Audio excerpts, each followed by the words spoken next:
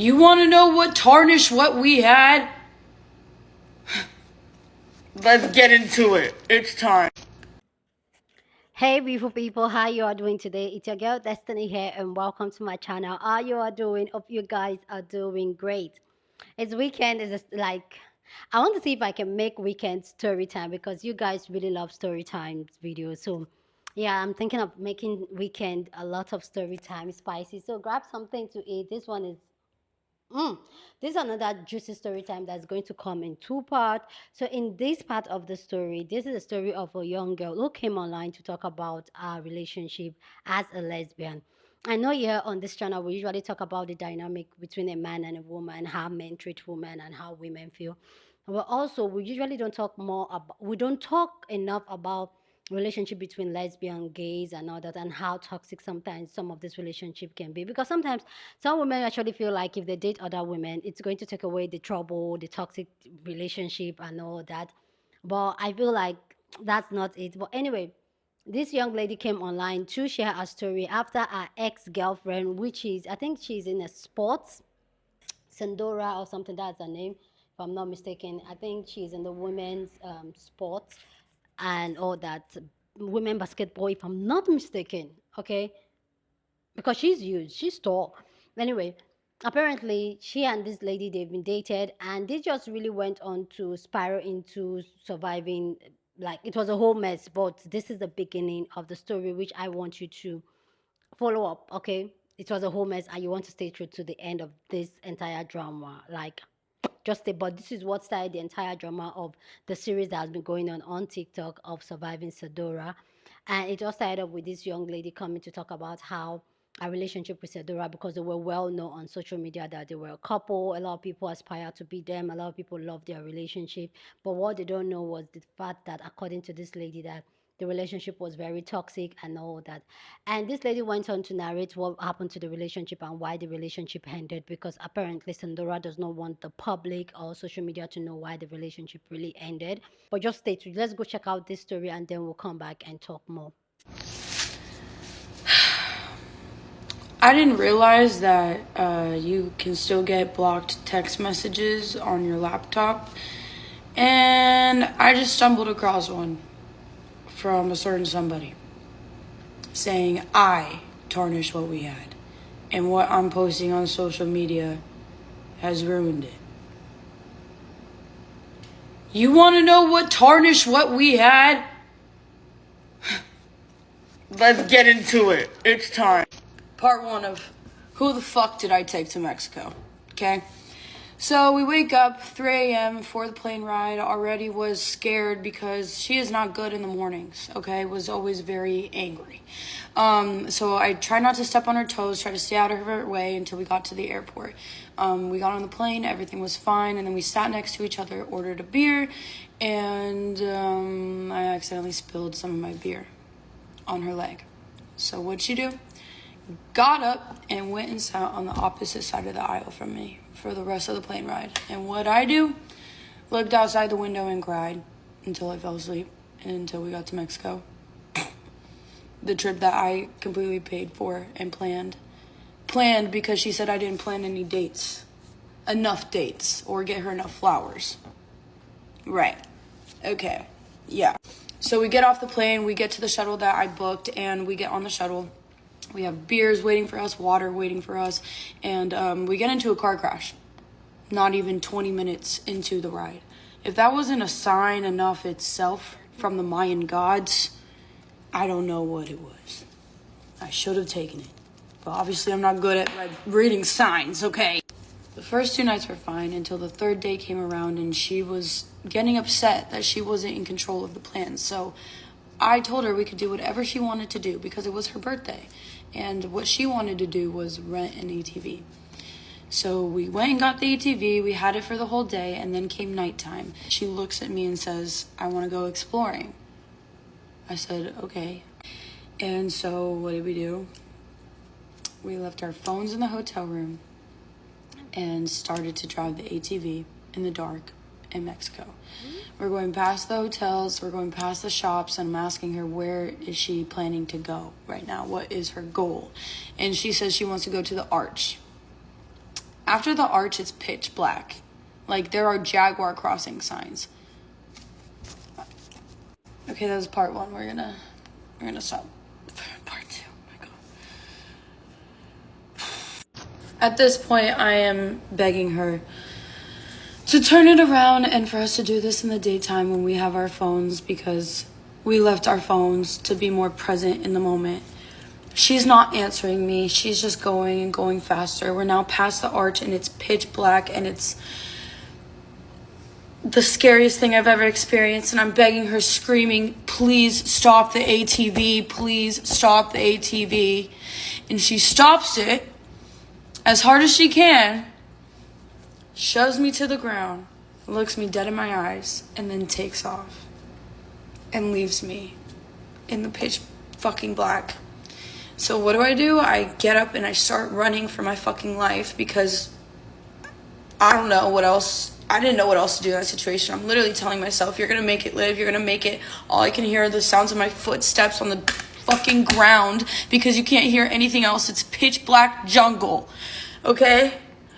For like 5 minutes, I am running for my life. And the thoughts that were running through my head, I can't even put into words. But I see her headlights coming back. I see the headlights coming back, and as soon as she gets to me, she flips it on its side. And what do? I fucking still run over to her, and I'm like, baby, are you okay? Trying to make sure that she's okay. She shoves me, tells me to get the fuck off of her, that it's my fault we're in this situation, that I held her back. So I'm like, all right, you just crashed off an ATV. Let me flip this over. It wouldn't start. So then I see a car coming down the street, and I wave him down, and it was a car filled with 10 guys in the back of the truck, okay? And thank God that they were good people. I asked them to tow us to our hotel that's a few miles away. They tie up our ATV, and she's steering it as we're now going 35 miles per hour behind the back of a truck in the middle of a jungle. She is swerving it, yelling at me, we're broken up. I'm breaking up with you. This is your fault. You're holding me back. And I'm literally saying, okay, we're broken up. Okay, let's just talk about this when we get back. Please stop swerving. I black out. I fly like 7 feet off the freaking ATV. My entire left side of my body completely torn up. And I wake up and I see her already standing, and she's making them leave us. Leave. We've got to figure it out. Leave. Thank you for your help. And now they're driving away as I'm picking myself up, and we're now stranded once again in the middle of a jungle with no phones. Now crashed off an ATV. So I push it to the side, and I'm like, all right, let's just fucking go. Let's start walking. That's part two. Part three coming. So now we're walking back after both being crashed off an ATV, and I pushed it, by the way, into the jungle. I was like, I will deal with this tomorrow. We're walking now, and she is skipping back and forth. Woo, I'm single. Woo, I'm single. Where's my short Latina baddie at? Where's my little Latina baddie? I'm like, what am I even experiencing right now? So then we get into a taxi that happened to be driving down the street. We get into it, and we get taken to the hotel, and the hotel security had to escort her up to the room because she couldn't physically hold herself up. But the next day we woke up and it was her birthday. So it's now her birthday, and I've woken up and I'm kissing on her, loving on her, and I'm like, baby, it's your birthday. Like, let's have a good day today. Let's pretend that yesterday didn't happen. And she shoves me away from her. She's like, we're broken up. I'm done with you. I don't want to spend my birthday with you. Fuck you. And rolls her head into the pillow. So I'm like, how can I make her day better? Still trying. And I called the ATV guy, and I was like, yo, we just crashed. Can you have someone come pick me up to figure out what to do? And so he had someone come pick me up on a moped after just crashing on an ATV. So of course I didn't want to get on it, but I did. And we have to go find the ATV in the middle of the jungle. And we did. They assessed it. It was $800, so of course I just paid for it up front right away. And then I stopped at the pharmacy. I got her ibuprofen, Neosporin, bandages, anything I could think of. And I stopped at the front desk and I was like, hey, we just got in an accident. Do you have anything that could possibly help? And brought up a medical team to our room. And when they saw my wounds and then they saw hers, they were like, oh yeah, she needs help first. And I could just see her in the corner of my eye getting pissed off at the fact that I was getting help first. I was like, I can't do anything right, dude. After the medical team leaves, I literally put Neosporin on her, put bandages on her, and I'm reapplying it every hour. And not once did she ask if I was okay. And I literally at one point was like, do you not understand that I also fell off an ATV too?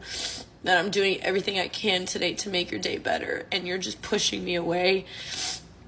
And all I got was an eye roll and then a turn into the pillow.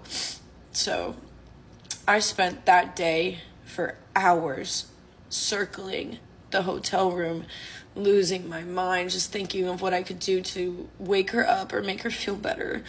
And she knew I made reservations for 8:30. And she wakes up at 8 o'clock, of course, shoots up right out of bed. She goes, you know what? I'm going to spend my birthday alone. Fuck you. It's the end of that part. Okay, I had to get myself some water. Hold on. So it's 8 o'clock. I'm already ready to go. I'm in a pretty dress. I'm ready to go to dinner. She leaves me in the hotel room. So I'm like, okay. I literally, of course, start crying again. And I get into the bed. I'm ready to go to sleep at this point. I'm like, I'm just going to sleep this day away. 2 hours goes by. And then I get I get a text from her saying that she's getting a tattoo down the street and that I should pull up. At this point, I just wanted to see my girlfriend. So what did I do? I got in a taxi and I told her I was on the way. And she told me, baby, I'm so sorry for the way I reacted today. You've planned such an amazing birthday for me.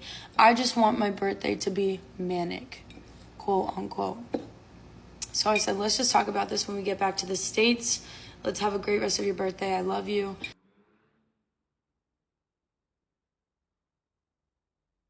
And I show up to the tattoo shop, and what do I see first thing when I walk in? 5 girls taking shots with her. All right. Okay. What am I walking into? There's 3 girls that I love, still talk to this day. 2 girls, you guys can eat this. Eat it. They're flirting with her right in front of me, literally calling her sexy, mommy, hot, and I'm with the 3 other girls who were gravitated towards me and were only talking to me, and I'm just pushing back shots because I'm like, I don't even want to be sober right now. So she comes up to me and she's like, oh, they just asked to have a threesome. I said, you're fucking joking, right? Are you actually joking? And she's like, well, I got their number and we're going to go over to their villa when you're done with your tattoo. So I was like, okay, why did you invite me again? So those girls leave, right? And now it's just me and her as I'm getting the rest of my tattoo done. And she immediately goes cold to me, stops talking to me. And then my tattoo is done and the girls come to pick us up to take us to their villa. This one girl, and I'm going to name her, Francesca, she got out of the front and she literally was like, I'll sit on your lap. To my freaking girlfriend. I look at her and I'm like, no, you're not, bro. What are you doing? So then automatically the tension in the car was so awkward. My girlfriend didn't even want me sitting on her. I could literally feel the energy. So I felt like I was just going along for the ride to make sure that she wasn't cheating on me. Like, that's literally what I felt like I was there for. And then we get to the villa and I turn to my girl, who I'm still friends with to this day. And I ask her if she could take me to the bathroom because I needed a second away from what was going on. Yeah, that next part. So my girl, she comes into the room with me, the bathroom with me, and she's the one to say to me, girl, what is your girlfriend on? Like, she's being way too friendly. So what do? I immediately start crying because I, of course, felt validated, and I thought I was going crazy, but no, other people could see it too. And she's like, girl, I got your back. None of my friends are touching her. She is a freaking weirdo. Because the 3 girls that were talking to me, that gravitated towards me, they apparently were a separate friend group from the 2 girls that they were with. They all met that same night. So she was like, look, if you need a place to stay, we're going back to our villa soon. You can come with us. I was like, thank you. I appreciate that. We go downstairs, and you will not believe what I see, what I saw. I don't even know if I can say it. My girlfriend was in the pool of the villa without a top on and holding Francesca in her arms, pressed against her, pouring a shot of Don Julio in her mouth. Saying, come here, sexy, come here, mommy. Bro, it gets worse. It gets worse, just wait. So like I said, we woke up the next day. I still try to love on her, kiss on her, act like nothing happened the 2 nights before. That let's have a good day today statement, you know. She turns to me, pushes me away, and says, we're done, Liv. I told my mom, we're broken up. So in my head, it's over, because when moms get involved, the game is done.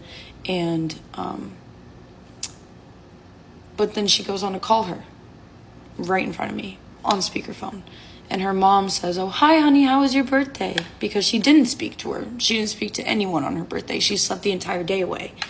And she goes on to say, oh, it was terrible. Olivia completely ruined it. So I'm not going to let that happen, especially 2 feet away from me. So I hop in and I say, why don't you tell her that you tried to girls right in front of me? And needless to say, that was the start to the end. The start to the frickin' end. The final straw that broke the camel's back happened. And that's all it took for me to pack my bags and book the nearest flight out of Mexico back to the States. Called my mom, told her everything that happened, and I was out. But what happened was I got blocked. All of the pictures got removed immediately, like I was the one who did something wrong.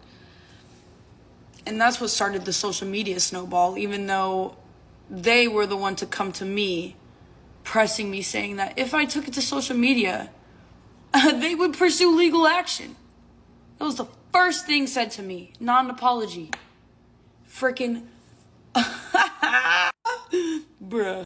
And look, I never wanted to take it to social media, but it's come to a point where I'm posting normal content and I'm getting pressed about it as if I'm posting anything alluding to what actually happened. Okay, you're poking the bear. You poked the bear. This is, quote unquote, what I was told by my ex.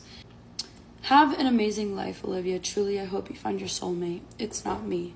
Best wishes and have a great life. If you do not want any more troubles, then do not go to social media. If you do want to post about our breakup, I will sue you and your family, my baby, until you can no longer put food on y'all's table. And you know that's the truth. Bye, sweet, beautiful angel. I will meet you in the next lifetime. So I just want to add to the context of everything. When I left Mexico, she stayed there for another 12 days. And in those 12 days, she would not answer anybody in her life besides me.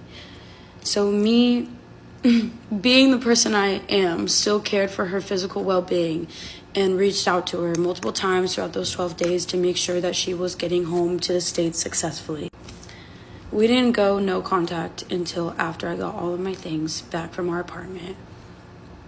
And to be honest, we didn't end on terrible, terrible terms. And I don't know if that was a subconscious thing on my end from wanting to be able to get all my things back in perfect tact, or if it was a trauma bond. Truly, I don't know. But the second that we went no contact and I was able to solely process my emotions and everything that I went through, I'm angry. I have so many freaking questions, but you know what? I've learned that some of those questions are better left unanswered. Seriously, I don't even want to know. And I've taken the time. I've taken the time to try and stay silent protect someone's peace who has done nothing but disturb my own. But then when I get a text message by this same person telling me that what I have been posting online has tarnished the love that we shared, that it's disturbing their healing journey. What healing journey? What are you having to heal from? I'm the one having to relearn how to love myself, love others, trust others. All you did was lose me. And I'm not gonna sit back and get a text message like that and let it go unspoken. Sorry, but I've been quiet for too long. Thanks for listening to my story.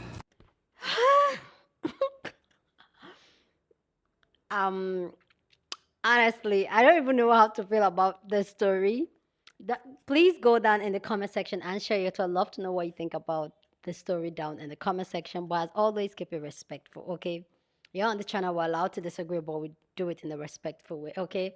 And I know most of my audience are a little bit like rolling their eyes like me, okay? But yeah, let's just talk about it, because as much as we usually come and talk about relationship between men and women and all that, there's also a lot of toxicity that goes into gay lesbian type of relationship, and I feel like more light is not being talked, like more light is not being shined on it. And this is where I want to say that when it comes to relationship, being in relationship, it has to do with you and the person you choose to be with. And as much as yes, most times the straight men and straight women relationship is almost like those of us that are in it, we've cut it out. We know, like, kind of like know what to expect. But when you get into this type of dynamic, it's kind of like, really? And for me, there's a whole lot of things like it was giving me this idea on this story, because I feel like I don't know this girl. Okay, it was a story sent to me. I don't know this girl, but everything she was saying all the things that she did right, but what are the things you did wrong? I like when I hear stories, you talk about the parts you played, because whether you like it or not, yeah, the other person can be a narcissist, controlling, and all that, but what did you do? Like, about you might not even do anything, but everything must not be like everything you do must not be. You're a human, you will react, you will respond. There must be like some type of things that went up. And then I don't know, there's just something that is like a little bit like off in the story. But yeah, that said, but secondly, too, this also boils down to a lot of self healing. There's going to be a part two, mind you, before I go and continue. There's going to be a part two of this video of the ex-girlfriend speaking up for herself and telling our own story. So we're going to get that in the next part of the story. So you want to watch the next video, which is tomorrow. For me personally, there's a whole lot of fill in the blanks and all that. And this just shows that it's like this relationship started off in a very toxic stat. And a lot of times when relationships are like this, very toxic, it also stems from you as yourself, because you're not looking out for the type of relation. You've not done the work, basically. I don't know why I'm roaming around the bush saying it. You've not done the work, because if you've done the work and you try to heal, you've seen your therapists, you've tried to heal and all that, you know exactly what you want from a relationship, how you want to be treated, and you will not allow somebody to treat you whatever way they want. If the person does not fit what you want, then that's it. So for me, I understand and I do appreciate people coming to share their story and share more light on toxic relationship and dynamic a lot. Like, I do appreciate that, but sometimes hold yourself accountable for who you are, what you are, how you've not been able to identify yourself, because this is just like that's a toxic trait and circle, because you're not being treated nice, you're being like kind of abused and all that, and you still stay. Why?